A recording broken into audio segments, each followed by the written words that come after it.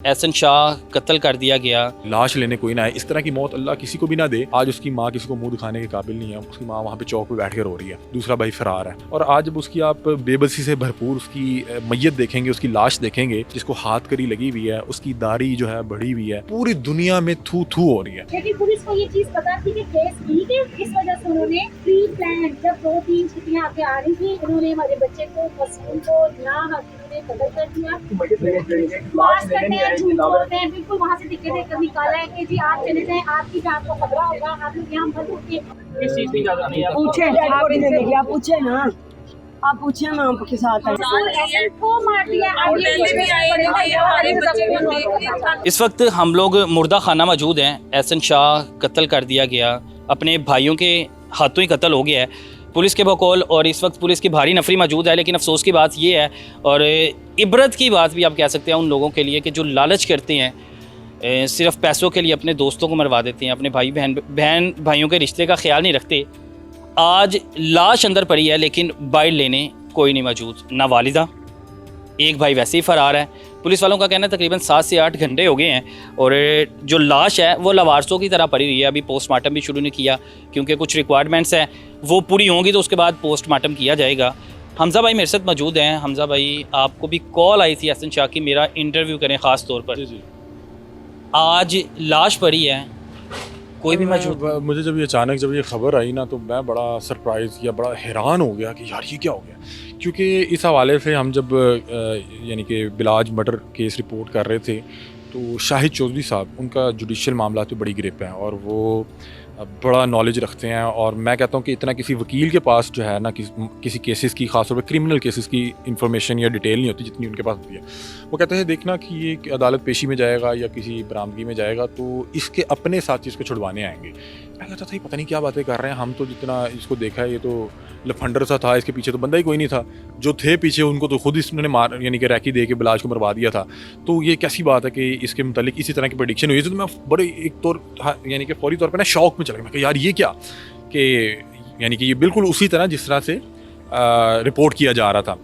दूसरा ये है कि जब यहाँ पे आए आप और मैं साथ थे, अंदर पुलिस की नफरी मौजूद थी, उन्होंने कहा कि यार लाश लेने कोई नहीं आया। यार ये देखें कि इससे बड़ी इबरत की बात क्या हो सकती है कि आपकी लाश लेने कोई ना आए। इस तरह की मौत अल्लाह किसी को भी ना दे।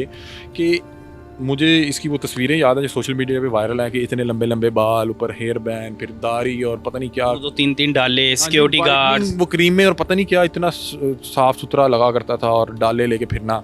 और आज वो देखें कि उसको क्या बचा उसमें से जो 5 लाख 10 लाख या 50 लाख 5 करोड़ वो कहाँ गया। आज उसकी माँ किसी को मुंह दिखाने के काबिल नहीं है, उसकी माँ वहाँ पे चौक पे बैठ कर रो रही है, दूसरा भाई फरार है। तीसरा ये बंदा, आप सोचें कि मरने से पहले इस पर क्या होगी कि यार मुझे पूरा पाकिस्तान, पूरा इंडिया जो है लान तान कर रहा है। और आज जब उसकी आप बेबसी से भरपूर उसकी मैयत देखेंगे, उसकी लाश देखेंगे जिसको हाथ करी लगी हुई है, उसकी दाढ़ी जो है बढ़ी हुई है, मतलब कि मैं देख रहा हूँ कि यार वो 3-4 माह हुए हैं, इससे ज़्यादा तो नहीं हुआ। 3-4 माह में उसकी ज़मीन, वो आसमान से ज़मीन पर आ गया। और क्योंकि उसने खुद जो है अपना वो स्पोर्ट बेस काट दिया चंद पैसों के लिए, और पूरी दुनिया में थू थू हो रही है। आज देखें अंदर लाश पड़ी है, कोई लेने वाला नहीं है, पुलिस वाले कह रहे हैं कि इसको किसके हवाले करें, और माँ वहाँ पे बैठ के रो रही है।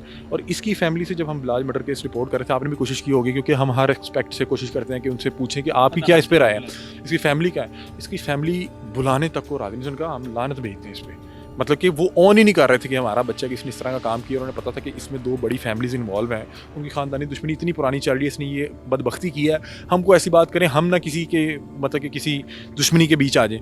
तो वो इसको ऑन नहीं कर रहे थे, और वही वजह कि वो आज यहाँ पे लाश तक लेने नहीं आए। उन्हें पता लाश लेने आएंगे, वो कहेंगे कि क्योंकि ये एक सिंबल ऑफ हेट बन चुका हुआ था। मुझे नहीं पता कि ये उसको आज मुक्ति मिली है, उसको आज़ादी मिली है, या उसकी मज़ीद ऊपर जाके तो हिसाब किताब देना होगा।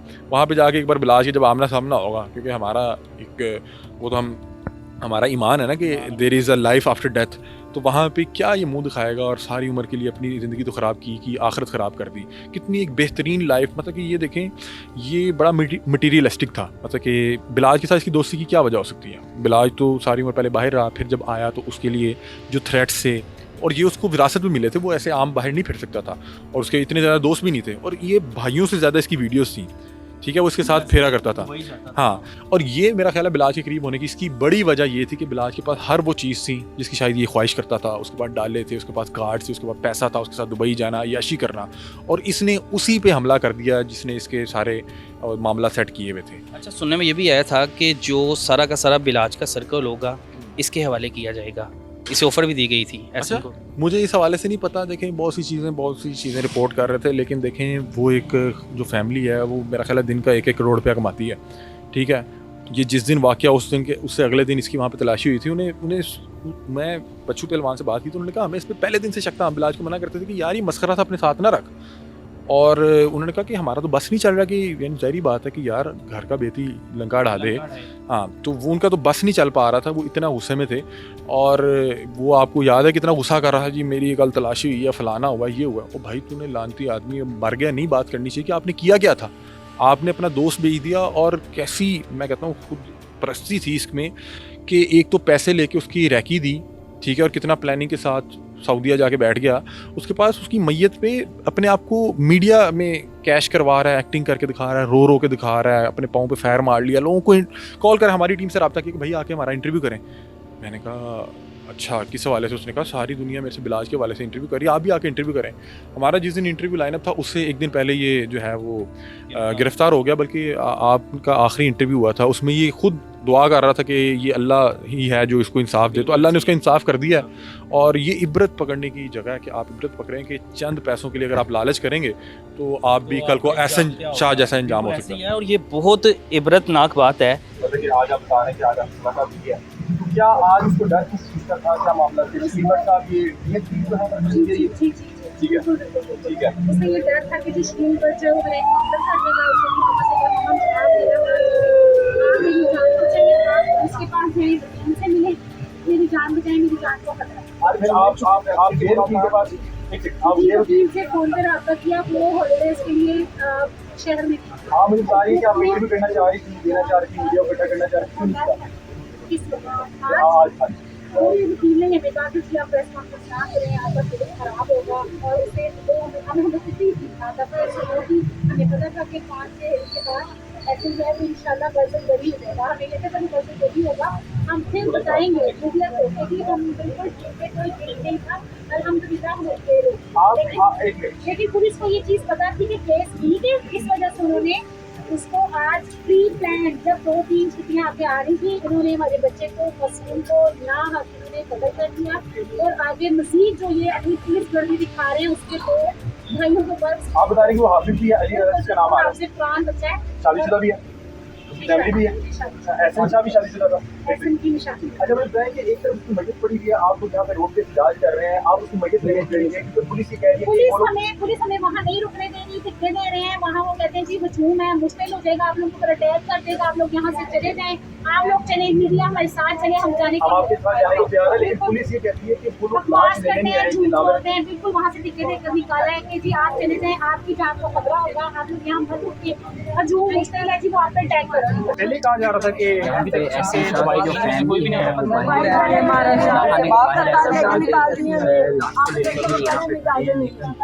इस चीज़ की इजाज़त नहीं है। पूछे ना, आप पूछिए ना आपके साथ। तो ये आपको क्यों नहीं दे रहा है डेड बॉडी? क्या रीजन क्या बता रहे हैं कि क्या वो वजह बता रहे हैं कि जिसकी वजह से जो है वो डेड बॉडी आपको देने आप इधर से देखिए, आप लोग सारे आप आए ना, आप इसीलिए आए ना, हमें देख के बताया, आप आए ना, आप लोग क्या अभी तक जो है वो आपकी किसी से पहले आप लोग हैं जब आपको पता चला कि तो आपके साथ मर्द हजरात भी सिर्फ खवातीन सारे मर्द हैं हमारे साथ। बिल्कुल हमने टीवी पे देखिए, वो यही है कि बीच में अली रज़ा को रिकॉर्ड करना चाहते हैं। पहले इन्होंने बेइज्जती ऐसे को मार दिया, आपकी आखिरी मुलाकात है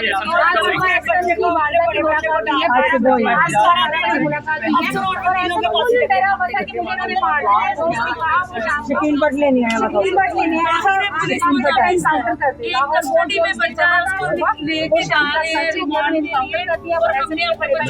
थोड़ी बात है।